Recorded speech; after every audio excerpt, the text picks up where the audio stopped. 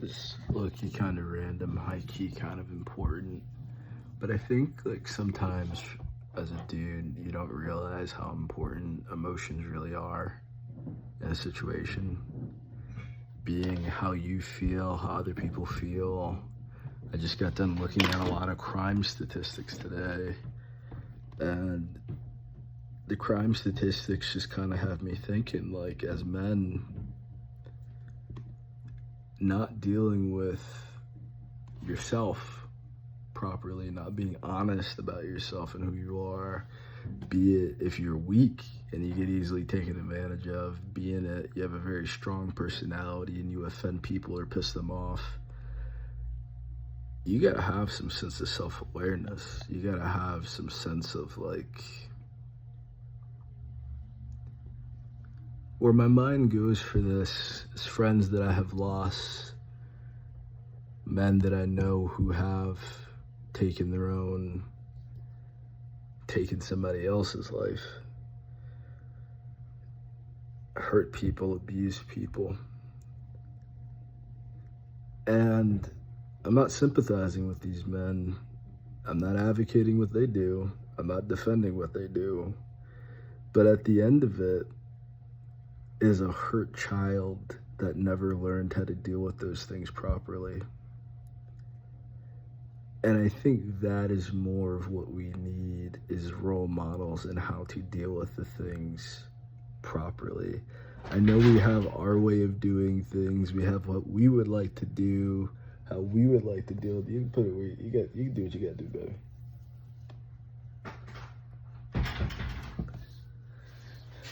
But how I would deal with most situations in my life would get me sent to hell or prison for the rest of my life. I acknowledge that. So I just kind of keep to myself, you know?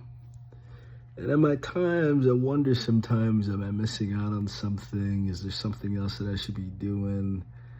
And then I look at the crime statistics, and I've looked at the crime statistics for black men and for white men specifically, because they are the two biggest factors of crime in America. White men are the majority of criminals in America. Black men lead in murdering and killing their own people. So do white men. But the trauma of the entire situation, sorry, I gotta rub my temples real quick because my neocortex and my temples, like the headache that I have right now is like crazy. We spend so much time arguing over who is committing the crime. We don't care about the victims. There was another school shooting, right? Whether you do something about guns, whether you give teacher guns, how many school shootings do we have to have before we protect our kids and do something that's right for our kids? When do we make the sacrifice to have more safety at the reduced risk? Sorry, I'm so emotional, my tongue is all over the place. The reduced risk of some random coward. I'm the personal perspective that only weak men use guns. That's just mine. If you knew how to fight, you would probably be a more likable person. You would probably be more amicable with people. You would probably just keep your distance from troublesome people, because you realize that you are a registered weapon and you can't deal with situations the same way other people will, because you are the weapon. When people need weapons, they don't have that kind of perspective of life because they can't defend themselves. So there's certain things that they fear, there's certain ways that they have to act, there's certain ways that I see that they have to behave, because they can't crush someone's larynx without effort. They can't do that. So they need an AR-15.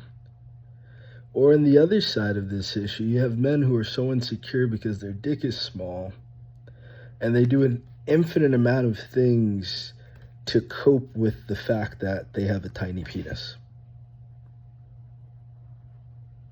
I don't know what that's like either.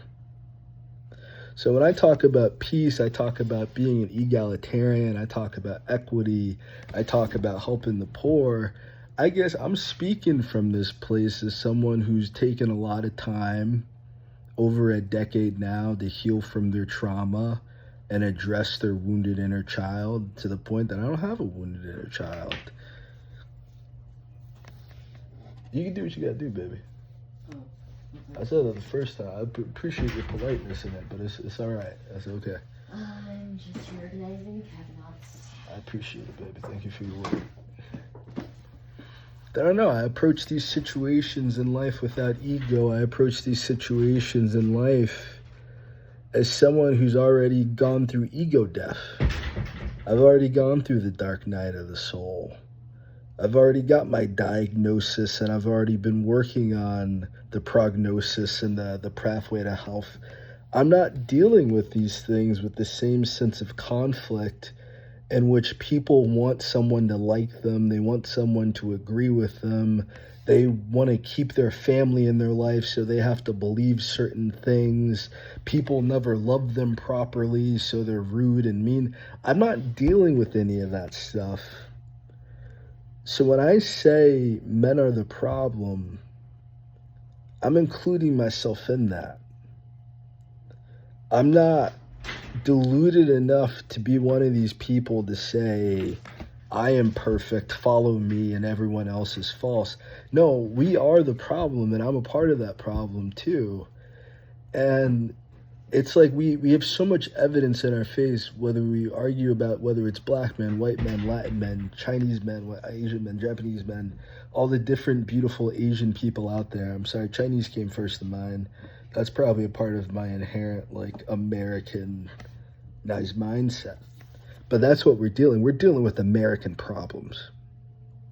Racism is an American problem. This was not a global issue until the Europeans and Americans globalized it for profit. They saw that it was profitable to divide people by skin color, so they did it globally. We can get over that. We can overcome that. We can overcome sexism. The issue of human apathy to our own suffering or the suffering of other people, the issue of, just the evil nature that exists in some people, that it will drag you into arguments about racism. It will turn you into a hardcore anti-racist that's just as bad as the racist. But we're not solving anything. We argue, we debate. No one wants to be blamed. No one wants to be responsible. No one wants to be accountable. But everyone wants their own way. And no one wants to listen to the other side. We want to assume, we want to project, we want to insult. Nothing that we do is productive. Nothing. When we have children dying because men in society feel weak and ignored and exploited and abused and overlooked, we didn't fail at that point. We had failed so long ago that school shootings need to happen for us to open our eyes, and we still have zero compassion because we are so numb to school shootings. Because some people are so selfish with their tiny penis, they need a giant gun to feel like a man because they don't feel like a man when they look in the mirror. So they have to trample on people that have gender dysphoria because they might have gender dysphoria too, and they don't want to face that. The Republicans moved to blame the liberals. The liberals said, no, not us, it's you guys. Who the fuck solved the problem of school shootings, though? Which one of these Republican or Democrats have proposed a single fucking rational thing that does not criminalize children or put teachers in the place to murder students? It's not the students just shooting other students. You got people coming into the schools and targeting schools. They're targeting children.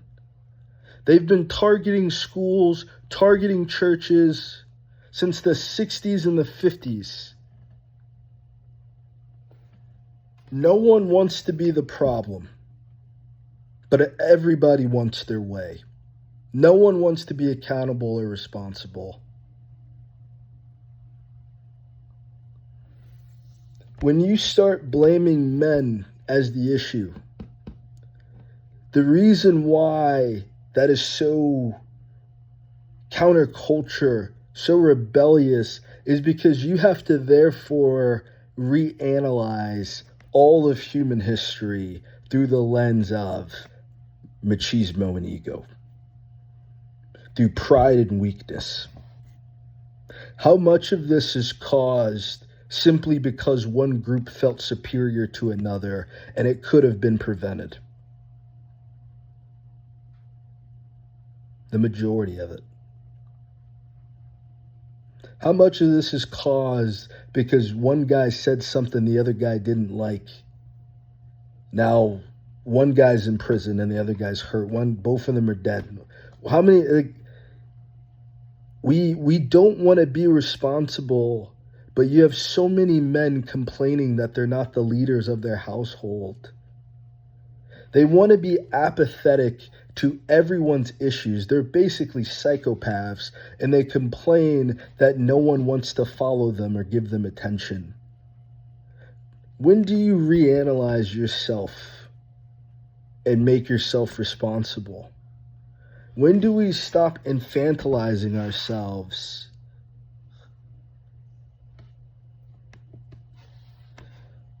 We're more worried about grown men feeling safe than children being safe from the same grown men.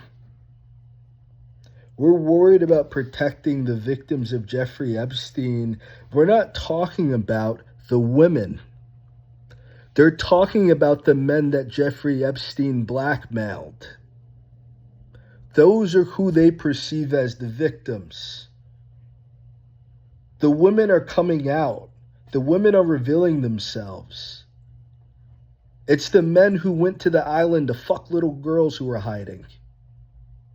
Those are the men that they perceive as victims. Neither side is going to save you.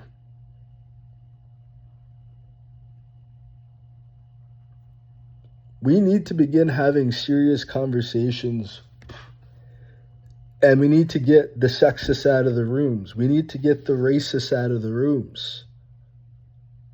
We need to get the classists and the ageist out of the rooms. We need to talk about real fucking solutions. And you're not going to like those conversations. You're not going to like the conversations about solutions. Because I swear to God, every solution is going to be something you have to give up, something you have to do differently. It has to be a complete mindset that you change and transform within yourself.